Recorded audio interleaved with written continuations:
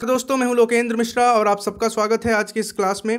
आज हम डिस्कस करने वाले हैं उत्तर प्रदेश विधानसभा का जो 24 जनवरी को जो पेपर हुआ है उसके बारे में डिस्कस करने वाले हैं, उसके डिटेल एनालिसिस करने वाले हैं और जो 100 क्वेश्चन पूछे गए हैं उसके आंसर्स क्या होंगे, ये आंसर की का एक वीडियो होगा। तो सबसे पहला क्वेश्चन जो आपकी स्क्रीन पर दिख रहा है वो है कि निम्नलिखित में से किस शहर में भारत का पहला अंडर वाटर मेट्रो प्रोजेक्ट जिसकी शुरुआत मार्च 2022 में होगी, यानी कि मार्च 2022 में एक अंडर वाटर मेट्रो प्रोजेक्ट की शुरुआत होने वाली है। ये किस शहर में होने वाली है? तो इसका आंसर हो जाएगा ऑप्शन सी, कलकत्ता। कलकत्ता यानी कि ये कलकत्ता में शुरू होने वाली है। अगला क्वेश्चन है, ये जो रीजनिंग का क्वेश्चन है, यदि काले को लाल कहा जाता है, लाल को पीला कहा जाता है, पीले को नीला कहा जाता है, नीले को हरा कहा जाता है, तो आसमान का रंग क्या है? अब देखिए, आसमान का रंग आपको पता है कि नीला होता है, लेकिन नीले को यहाँ पे हरा कहा जा रहा है, यानी कि इसका आंसर हो जाएगा हरा। आगे बढ़ते हैं। Sputnik vaccine of corona is developed by which of the following country, यानी कि जो कोरोना की वैक्सीन है स्पुतनिक, ये किस देश के द्वारा बनाई गई थी, डेवलप की गई थी, विकसित की गई थी? तो इसका आंसर जो होगा वो हो जाएगा रूस, रसिया के द्वारा ये किया गया था। इसके साथ साथ आप इंडिया की जो वैक्सीन हैं कोविशील्ड और कोवैक्सीन, इसके बारे में भी पढ़ लीजिएगा आगे के एग्जाम्स के लिए। अगला क्वेश्चन है, निम्नलिखित में से कौन सा देश भारत का लघु रूप कहलाता है? मिनिएचर इंडिया किसको कहते हैं?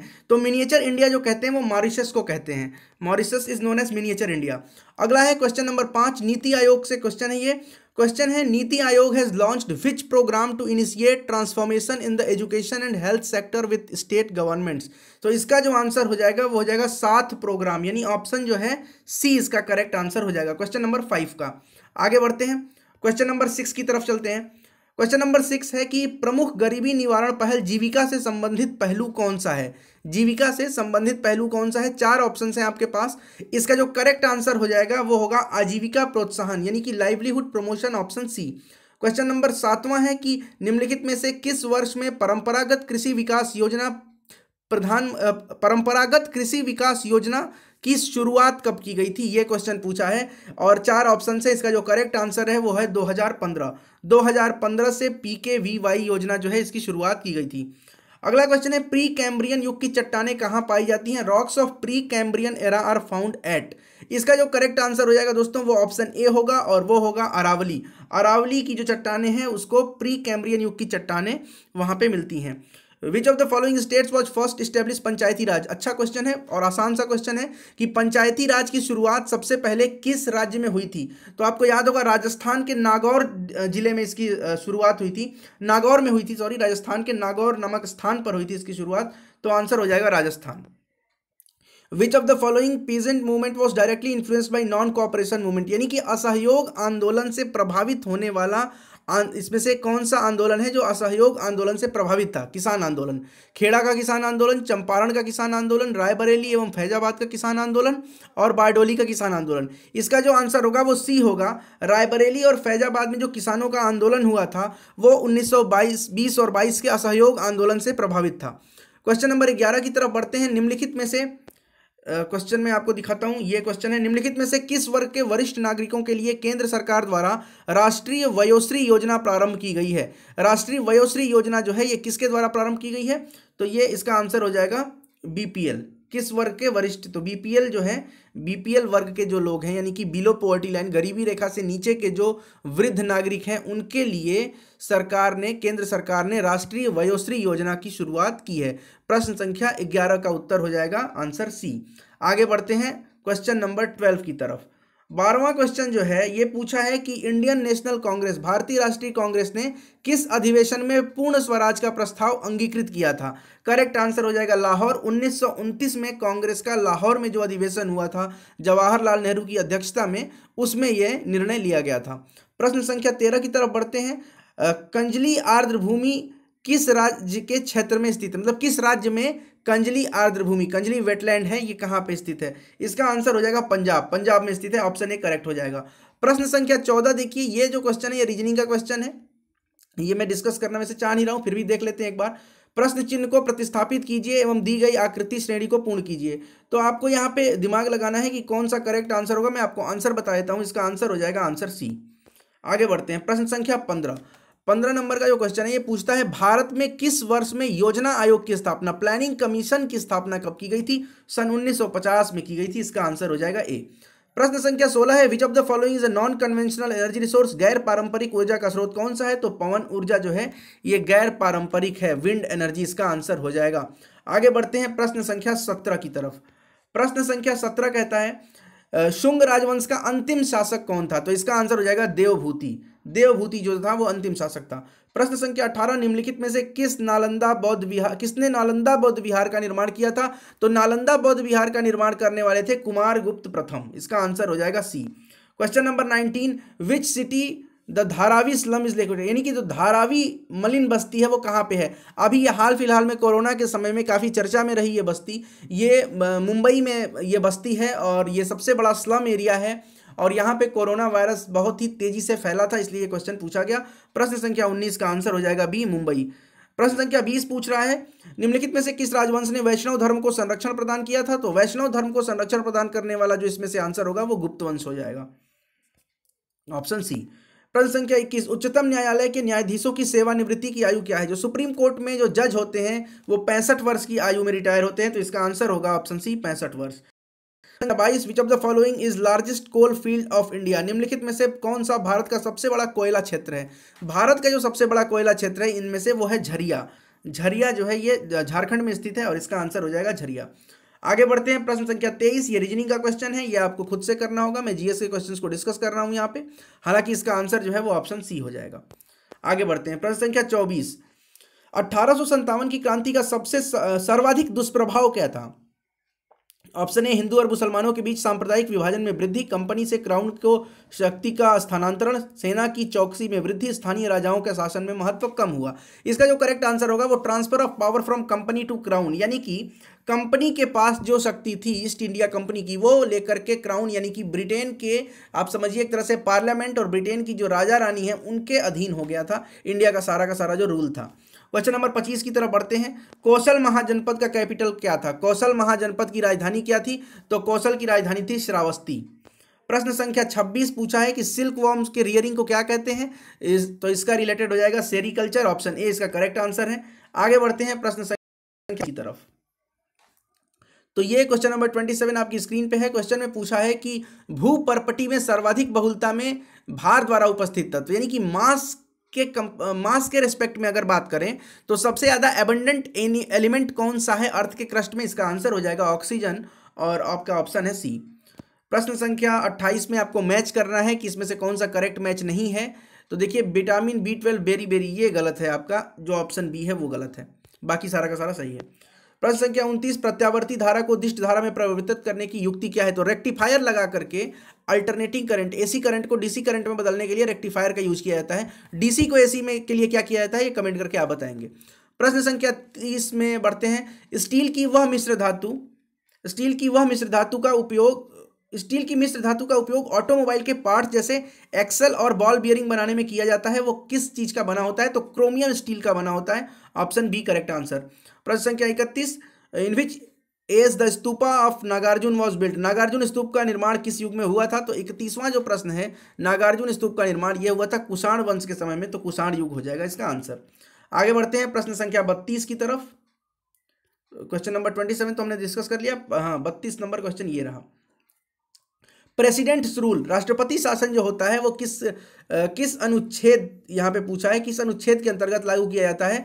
तो इसका जो करेक्ट आंसर होगा वो अनुच्छेद 356 के तहत होगा। अनुच्छेद 352 के तहत राष्ट्रीय आपातकाल लगाया जाता है। अनुच्छेद 356 के तहत गवर्नर के रिकमेंडेशन पे किसी राज्य में राष्ट्रपति शासन लागू किया जाता है। प्रश्न संख्या 33, ये आपका रीजनिंग का क्वेश्चन है, मैं इसको छोड़ता हूं और इसका आंसर वैसे मैं बता देता हूं, इसका आंसर होगा ऑप्शन ए पुत्री। प्रश्न संख्या 34, ये भी रीजनिंग का क्वेश्चन है, ये भी हम छोड़ देते हैं क्योंकि रीजनिंग के क्वेश्चन को मैं डिस्कस नहीं करूंगा, जीके क्वेश्चन को डिस्कस करूंगा। हालांकि देख लेते हैं कि क्या है इसमें। नीचे दिए गए शब्दों में वर्णमाला के क्रम में व्यवस्थित कीजिए, इसका आंसर जो होगा वो मैं आपको बता देता हूं, स्नूकर इसका आंसर होगा। प्रश्न संख्या 35 की तरफ बढ़ते हैं। प्रश्न संख्या 35 है, निम्नलिखित में से किस शहर में गृह मंत्रालय ने भारत की पहली साइबर अपराध निरोधक इकाई आश्वस्त की शुरुआत की है? तो ये जो साइबर निरोधक इकाई है आश्वस्त, ये गांधीनगर में शुरू किया गया है, गुजरात के गांधीनगर में। 36वां प्रश्न है, कोविड-19 महामारी के समय में निम्नलिखित में से किस एक्ट के तहत भारत सरकार ने फेस मास्क व सैनिटाइजर अनिवार्य वस्तु घोषित की थी? तो एसेंशियल कमोडिटी एक्ट 1955 आपको याद होगा, आवश्यक वस्तु अधिनियम 1905 नहीं 1955, इसका करेक्ट आंसर डी हो जाएगा। 37वां प्रश्न है, लानोस घास के मैदान कहाँ पाए जाते हैं? बड़ा ही आसान सा प्रश्न, वेनेजुएला इसका आंसर है। आसान इसलिए है क्योंकि यह आपको याद होना चाहिए, परीक्षाओं में कई बार पूछा गया है। प्रश्न संख्या 38 की तरफ बढ़ते हैं। 38वां क्वेश्चन जो है वो पूछ रहा है, दिल्ली सल्तनत के शासक के रूप में रजिया सुल्तान का उत्तराधिकारी कौन बना था? तो रजिया सुल्तान का जो उत्तराधिकारी था वो था बहराम शाह। ठीक है, रजिया सुल्तान के बाद जो बना था वो बहराम शाह बना था। इसका नाम लोग याद नहीं रखते हैं जनरली, क्योंकि इसके बीच में रजिया सुल्तान और गियासुद्दीन बलबन के बीच में 4 शासक आए थे, बहराम शाह, अलाउद्दीन मसूद, नसीरुद्दीन मोहम्मद, ये 3 शासक आए थे। तो ये 3-4 का आपका नाम लोग स्किप कर देते हैं पढ़ते समय। 39वां क्वेश्चन है, निम्नलिखित भारतीय राज्यों में से किसमें रेलवे मार्ग की कुल लंबाई सर्वाधिक है? देखिए रेलवे मार्ग की जो लंबाई वाला प्रश्न है एनटीपीसी में भी अभी हाल ही में पूछा था और इसका आंसर होगा उत्तर प्रदेश। सबसे अधिक रेलवे मार्ग उत्तर प्रदेश में है। प्रश्न संख्या 40, निम्नलिखित देशों में से भारत से आईएनएस सिंधुवीर मिला है? किसको भारत से आईएनएस सिंधुवीर मिला है? तो भारत ने आईएनएस सिंधुवीर म्यांमार को दिया है हाल ही फिलहाल में, तो इसका आंसर हो जाएगा म्यांमार। अगला क्वेश्चन फिर से है 41वां क्वेश्चन छोड़ते हैं क्योंकि रीजनिंग का क्वेश्चन है। 42वां क्वेश्चन है, civil disobedience movement started before which event? यानी सविनय अवज्ञा आंदोलन से ये प्रश्न है और प्रश्न ये है कि सविनय अवज्ञा आंदोलन किस घटना से पहले घटित हुआ? तो देखिए गांधी इरविन पैक्ट इसका आंसर होगा। क्यों? क्योंकि गांधी इरविन पैक्ट जो था इस घटना से पहले घटित हुआ था सविनय अवज्ञा आंदोलन, क्योंकि इसी आंदोलन को वापस लेने के बारे में गांधी और इरविन के बीच में एक समझौता हुआ था 1931 में, और इस समझौते में यह शर्त रखी गई थी कि महात्मा गांधी सविनय अवज्ञा आंदोलन को वापस ले लेंगे और इसके बदले में ब्रिटिश सरकार जो है वो भारत में जिन कैदियों को कैद किया गया था सविनय अवज्ञा से पहले उन सभी को छोड़ दिया जाएगा। और इसके साथ साथ महात्मा गांधी यानी कि Congress second round table conference द्वितीय गोलमेज सम्मेलन लंदन में भाग लेगी और एकमात्र ये गोलमेज सम्मेलन था जिसमें महात्मा गांधी और कांग्रेस ने भाग लिया था। आगे बढ़ते हैं, प्रश्न संख्या 43वां क्वेश्चन आपके सामने है, हरिदास जयंती प्रतिवर्ष कहाँ मनाई जाती है? तो हरिदास जयंती वृंदावन में मनाई जाती है, इसका आंसर सी हो जाएगा। क्वेश्चन नंबर 44, यूरोप महाद्वीप की सबसे ऊंची पर्वत चोटी माउंट एल्ब्रस, आपको याद रखना है माउंट एल्ब्रस जो है ये सबसे ऊंची चोटी है यूरोप की। ओवरऑल वर्ल्ड की तो आपको पता है माउंट एवरेस्ट है। आगे बढ़ते हैं प्रश्न संख्या 45 की तरफ और 45वां क्वेश्चन है कि father of plant tissue culture के जनक कौन है? तो इसका जो आंसर हो जाएगा दोस्तों वो हो जाएगा option B, Haberland. Question number 46 है, यूनिसेफ द्वारा बच्चों के अधिकार समर्थक अभियंता के रूप में किस बॉलीवुड सेलिब्रिटी को नियुक्त किया गया है? तो इसका आंसर होगा आयुष्मान खुराना। क्वेश्चन नंबर 47 की तरफ आगे बढ़ते हैं और ये क्वेश्चन है 2018-19 के अनुसार निर्यातों में भारतीय राज्यों में उत्तर प्रदेश का स्थान कौन से नंबर का था? यूपी स्पेशल का क्वेश्चन है, उत्तर प्रदेश की परीक्षा है तो यूपी का क्वेश्चन पूछेगा, 5वां इसका आंसर होगा। 48वां क्वेश्चन, सिंधु घाटी सभ्यता के निम्नलिखित स्थलों में से कौन सा एक स्थल गुजरात में स्थित है? तो देखिए इसमें लोथल जो है वो गुजरात में स्थित है, इसका आंसर होगा लोथल। बाकी बनवाली हरियाणा में है, रोपड़ भी हरियाणा में ही है, एक बार आप देख लीजिएगा कहाँ है, इसका आंसर जो होगा वो लोथल होगा। 49वां प्रश्न, मैंने एक वीडियो भी बनाया था तो वो आप देखेंगे तो आपको क्लियर हो जाएगा। आगे बढ़ते हैं प्रश्न संख्या 49 की तरफ, निम्नलिखित में से कौन सा प्रदेश रोटी का डलिया कहा जाता है? ब्रेड बास्केट, जहां पे रोटी ज्यादा होती होगी मतलब गेहूं जहां पे ज्यादा होता होगा उसी को कहेंगे, उसी रीजन को कहेंगे रोटी का डलिया। तो जहां पे गेहूं अच्छा हो यानी कि टेम्परेट ग्रासलैंड, इसका आंसर हो जाएगा टेम्परेट ग्रासलैंड, उसको ब्रेड बास्केट कहते हैं। प्रश्न संख्या 50, भारतीय स्वतंत्रता के समय इंडियन नेशनल कांग्रेस का अध्यक्ष कौन था? आसान सा क्वेश्चन था, ये सबको याद होता है, जेबी कृपलानी थे। आगे बढ़ते हैं प्रश्न संख्या 51 की तरफ। अब यहां से आपका हिंदी का क्वेश्चन शुरू होता है, निम्नलिखित में से व्यष्टि शब्द का विलोम कौन सा है? तो व्यष्टि का विलोम हो जाएगा समष्टि। निम्नलिखित में से चंद्र का पर्यायवाची, तो चंद्र का पर्यायवाची होता है मयंक। 53वां प्रश्न, विशेषण की दृष्टि से निम्नलिखित में से कौन सा वाक्य अशुद्ध है? तो देखिए इसमें इस वर्ष अधिक वर्षा के कारण फसल नष्ट हो गई, बिल्कुल शुद्ध वाक्य। भगवान बुरे लोगों को की बुरी कुदृष्टि से बचाए, नहीं ये वाला गलत है, ये वाला गलत है। आगे बढ़ते हैं प्रश्न संख्या 54, निम्नलिखित में से अनुगामी शब्द के लिए कौन सा वाक्यांश प्रयुक्त होगा? तो अनुगामी का मतलब होता है जो अनुगमन करे आपका, तो इसका आंसर होगा ऑप्शन सी, प्रश्न संख्या 55 की तरफ बढ़ते हैं। इसमें पूछा गया है निम्नलिखित में से मेघ शब्द का तत्सम रूप। तो मेघ का मतलब होता है तत्सम, मेघ, तत्सम अगर पूछे तो मेघ। सार्वजनिक शब्द के लिए वाक्यांश, तो सार्वजनिक शब्द के लिए जो वाक्यांश होगा ये होगा सर्वसाधारण से संबंधित, ऑप्शन बी। प्रश्न संख्या 57, निम्नलिखित में से तद्भव शब्द कौन सा है? स्वामी, अस्थि, सर्प, हाथ। देखिए हाथ है, क्योंकि हाथ का तत्सम जो होगा वो हस्त होगा, तो तद्भव जो है वो हाथ होता है। 58वां क्वेश्चन है, निम्नलिखित में से सही विलोम का प्रयोग किसमें हुआ है? तो इसमें ऑप्शन सी हो जाएगा, सापेक्ष का विलोम, निरपेक्ष। अज्ञ शब्द के लिए उचित वाक्यांश, तो अज्ञ का मतलब होता है जो कुछ न जानता हो, उसे हम कहते हैं अज्ञ। अब तत्सम तद्भव का युग्म इसमें से कौन सा सही है? कौन सा युग्म सही नहीं है? तो जीर्ण का शीर्ण, ये जीर्ण शीर्ण तो तत्सम तद्भव नहीं है ना, दोनों अलग अलग शब्द हैं। आगे बढ़ते हैं, प्रश्न संख्या 61 की तरफ बढ़ते हैं, और ये क्वेश्चन है, जो व्यक्ति विदेश में रहता है उसको क्या कहेंगे? तो विदेश में रहने वाले को अप्रवासी कहते हैं। निम्नलिखित में से कौन से समूह में सभी गंगा शब्द के पर्यायवाची हैं? इसमें से कौन सा सभी जो है वो गंगा शब्द के पर्यायवाची हैं? तो देखिए वाच, नीर, शक्र ये नहीं होगा, सुरधनी, सूर्यजा, अकृजा, ये सुरसरी, मंदाकिनी, त्रिपथगा ये हो सकता है, इसका आंसर ये होगा, ऑप्शन बी। आगे बढ़ते हैं, प्रश्न संख्या 63, जो पहले जन्मा हो इसके लिए वाक्यांश का अर्थ स्पष्ट करने वाला उचित शब्द अग्रज। अग्रज माने आपका बड़ा भाई, तो वो आपसे पहले ही जन्म लेगा। प्रश्न संख्या 64, निम्नलिखित में से वरदान शब्द का विलोम कौन सा है? तो वरदान का विलोम होगा अभिशाप, वरदान का विलोम होगा अभिशाप। प्रश्न संख्या 65 में पूछा है पत्थर शब्द का पर्यायवाची नहीं है, तो आंसर हो जाएगा पर्ण। पर्ण का मतलब होता है पत्ती, पत्ती जो लीव्स होती है ना, पेड़ों के पत्तियां, तो पत्तियां पत्थर का पर्यायवाची नहीं है, बल्कि प्रस्तर, पाहन और पाषाण है। प्रश्न संख्या 66, अतिथि शब्द का सही विलोम आतिथेय होगा। 67 क्वेश्चन पूछ रहा है, निम्नलिखित में से वर्तनी की दृष्टि से अशुद्ध वाक्य। तो वर्तनी की दृष्टि से अशुद्ध, ये पूर्ति है, ये ऐसे नहीं होगा, इसमें ऐसे होगा पूर्ति, ये छोटी की मात्रा होगी। आगे बढ़ते हैं, प्रश्न संख्या 68, निम्नलिखित में से तरुण शब्द का विलोम कौन सा है? तो तरुण का विलोम जो होगा वो हो जाएगा वृद्ध। वर्तनी की दृष्टि से शुद्ध शब्द बताना है 69वें क्वेश्चन में, इसका आंसर हो जाएगा आगामी, बिल्कुल सही लिखा है आगामी। प्रश्न संख्या 70 की तरफ बढ़ते हैं, और निम्नलिखित में से तत्सम शब्द का चयन करना है। उपालंब जो है ये तत्सम है। आगे बढ़ते हैं, प्रश्न संख्या 71, कौन सा वाक्य अशुद्ध है? इसमें आप पढ़िए चारों वाक्य, कौन सा अशुद्ध है। गलत वाक्य मैं बताता हूं, मीरा एक प्रसिद्ध कवि थी, कवि नहीं थी, कवियत्री थी। निम्नलिखित में से वर्तनी की दृष्टि से अशुद्ध शब्द शोषक, ये गलत है, ऐसे नहीं लिखते हैं, ऐसे लिखते हैं शोषक, ठीक है, समझ जाइएगा आप लोग। आगे बढ़ते हैं, अगला क्वेश्चन देखते हैं, 73वां प्रश्न, निम्नलिखित में से कदली शब्द का तद्भव कौन सा है? कदली का तद्भव केवल केला हो गया। वर्तनी की दृष्टि से शुद्ध शब्द कौन सा है? समीक्षा गलत हो गया, संसारिक गलत हो गया, समर्पण बिल्कुल सही है, ऑप्शन ए इसका करेक्ट आंसर है। प्रश्न संख्या 75, निम्नलिखित में से अतिवृष्टि का विलोम होगा? अतिवृष्टि का अनावृष्टि। अतिवृष्टि मतलब बहुत भयंकर बारिश, और अनावृष्टि मतलब बहुत कम बारिश, बारिश हुई ही नहीं, ऐसा होगा। निम्नलिखित में से नौका का पर्यायवाची कौन सा है? तो तरणी इसका आंसर हो जाएगा, नौका का पर्यायवाची। प्रश्न संख्या 77 में पूछा है खल का विलोम। खल माने होता है दुष्ट, दुष्ट का विलोम हो जाएगा सज्जन। 78वां प्रश्न, कौन सा शब्द प्रकाश का पर्याय नहीं है? प्रभा, दीप्ति, ज्योति, तीनों का तीनों पर्यायवाची है, सिर्फ और सिर्फ नंदिनी जो है वो इसका आंसर हो जाएगा। 79 क्वेश्चन, कौन से समूह में तत्सम तद्भव शब्दों का सही युग्म नहीं है? तत्सम तद्भव का सही युग्म नहीं है, हरिद्रा, हंसी, ये हो गया, इसका आंसर डी।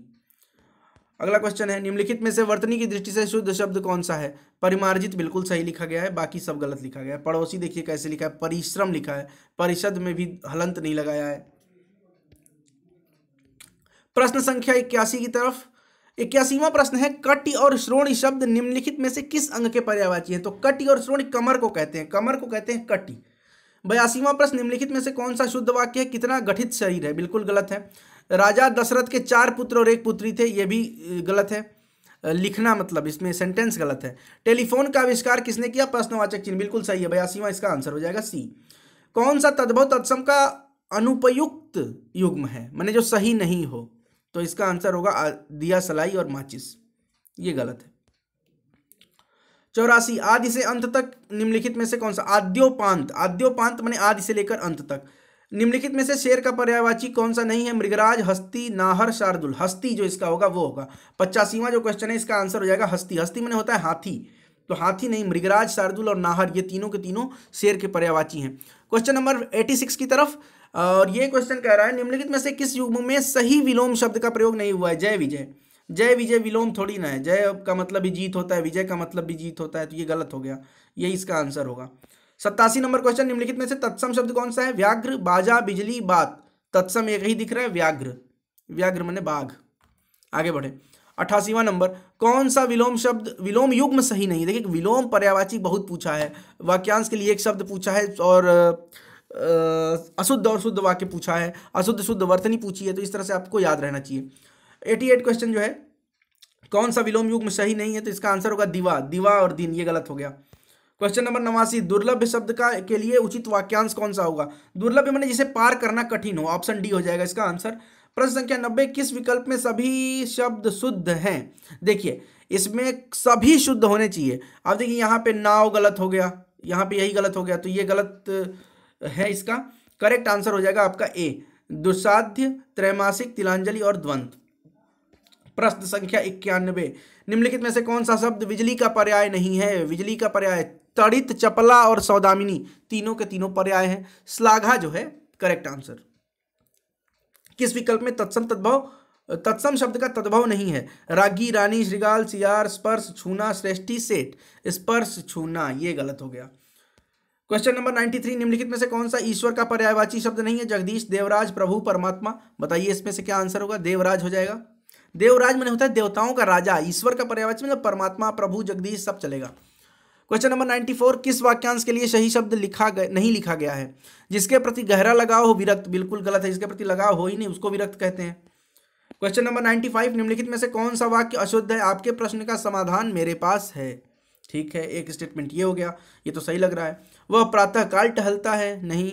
देश में अराजकता बढ़ गई है, अराजकता बढ़ गई है। प्रत्येक बच्चे को 4 केले दे दो। यहां पर देखिए आपके प्रश्न का समाधान मेरे पास है, ये वाला गलत है। प्रश्न का जवाब होता है, समाधान नहीं होता है, समस्या का समाधान होता है ना। प्रश्न संख्या 96, निम्नलिखित में से गृह का पर्यायवाची नहीं है? भवन, आलय, भद्रा, निकेतन। भद्रा हो जाएगा करेक्ट आंसर, निकेतन को भी घर कहते हैं। प्रश्न संख्या 97 पूछ रहा है, निम्नलिखित में से भंवरा का तत्सम कौन सा है? भंवरा का तत्सम होता है भ्रमर।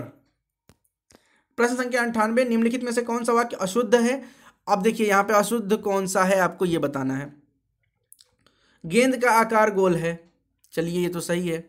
वहाँ सभी वर्गों के लोग उपस्थित थे, ये भी सही है। वह आम यहाँ पे ये गलत है। इस पुस्तक में 10 अध्याय हैं, अध्याय नहीं होता है, अध्याय होता है, आधा ध रहेगा, ऐसे होगा, तो ये गलत लिखा गया है। 99 नंबर का क्वेश्चन, निम्नलिखित में से किस समूह में सही विलोम शब्द नहीं है? विलोम पूछा है और सही नहीं है, कौन ये पूछा है? निर्माण और रचना दोनों एक दूसरे के पर्यायवाची हैं, यानी कि विलोम नहीं है, ये सही हो गया। आखिरी क्वेश्चन, निम्नलिखित में से किस वाक्यांश के लिए सही शब्द का प्रयोग हुआ है? जो सब कुछ जानता हो उसे तो सर्वज्ञ कहेंगे, अल्पज्ञ कहेंगे नहीं, तो ये गलत हो गया। शिव का उपासक, इसे वैष्णव नहीं कहेंगे, शैव कहेंगे। शक्ति की उपासना करने वाले को शाक्त कहते हैं, ये सही है, ऑप्शन बी सही है। ऑप्शन डी देख लीजिए, मैं बता देता हूँ क्या है, आपको दिख नहीं रहा होगा। ऑप्शन डी है जो हमेशा रहे, क्षणभंगुर, जो क्षण भर में खत्म हो जाए उसको क्षणभंगुर कहते हैं। तो बहुत बहुत धन्यवाद आप सबका। मुझे विश्वास है कि आपको ये जो उत्तर प्रदेश विधानसभा का पेपर हुआ 24 जनवरी का, इसके सारे आंसर्स आपके लिए क्लियर हो गए होंगे। अगर कुछ गलती होगी तो आप नीचे कमेंट करके बताइएगा। वैसे मैंने इसको 2 बार क्रॉस चेक कर लिया है, लगभग सारे क्वेश्चन का मैंने आंसर आपको बता दिया है। रीजनिंग के 1-2 क्वेश्चन छोड़ दिए होंगे, बाकी लगभग सारे क्वेश्चन का आपको आंसर डिस्कस कर दिया गया है। बहुत बहुत धन्यवाद आप सबका। अगर वीडियो अच्छा लगता है तो लाइक करें, कमेंट करें, शेयर करें, चैनल को सब्सक्राइब करें और इस पेपर को प्राप्त करने के लिए हमारे टेलीग्राम चैनल से जरूर जुड़ें। बहुत बहुत धन्यवाद, थैंक यू सो मच।